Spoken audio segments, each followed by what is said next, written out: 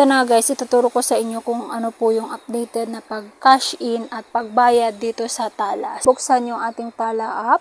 I-enter nyo muna yung 4-digit PIN ninyo.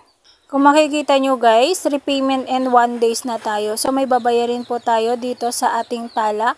So ang paggamit natin dito sa Tala ay pwede na tayong umutang at mag-buy ng load dito sa Tala app natin. So yung wallet natin, ayan yung wallet natin, 0 balance po tayo. Pero kailangan natin na magbayad sa ating credit. So tap lang natin yung make a payment. Ito yung babayarin natin today na 4,542 pesos. So ang gagamitin ko guys, magta-transfer lang ako or magka-cash in lang po ako dito sa aking Tala wallet ng pagbayad ko. And then dito nga guys, itap natin tong wallet.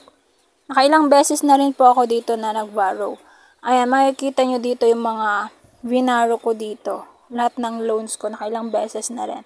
So, yung wallet natin, kapag gusto nyo pong magbayad, direct Tala wallet, mag-cash in po kayo. Tap natin tong cash in.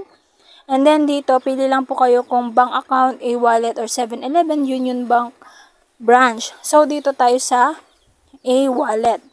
So, available po dito sa e-wallet, GCash Coins, or other e-wallets.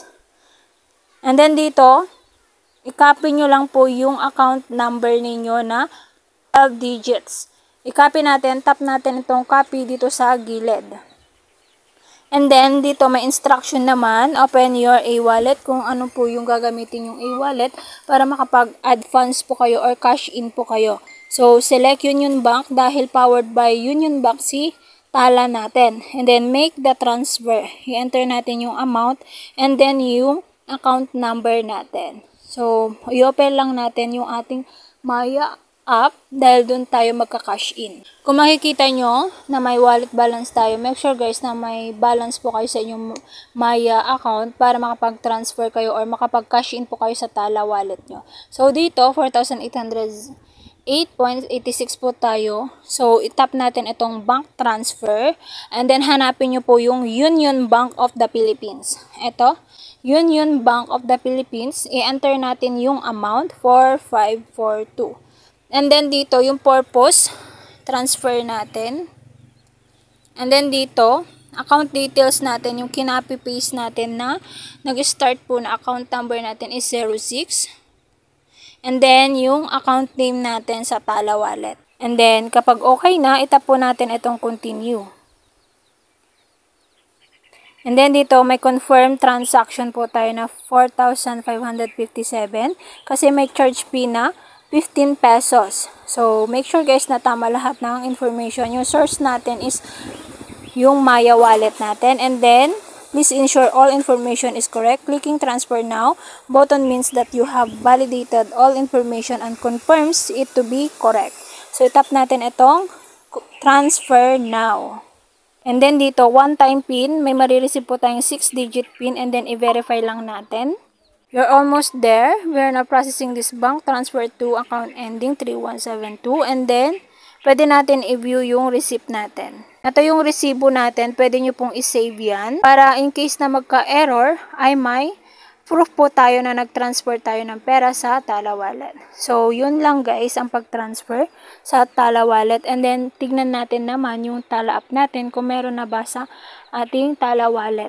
Kung makikita nyo, may babayarin po tayo dito. Malapit na tayo mag-due date. 4,542 pesos. So, successful naman po nakapag-cash in tayo via Maya wallet natin. So, dito, punta po tayo sa credit. Itap natin itong make a payment. Itap natin itong pay with Tala. So, amount to pay today, 4,542 pesos. So, free lang po guys kapag direct Tala wallet po tayo. Kaya lang yung pag-cash in may bayad na 15 pesos. Pero mas maliit po guys ang pag-cash in kasi kapag direct e-wallet po tayo magbayad, mas malaki po yung charges. Umaabot ng 50 pesos. So, dito, pay with Tala natin. And then, i-enter natin yung babayarin natin, 4,542. And then, i-continue po natin.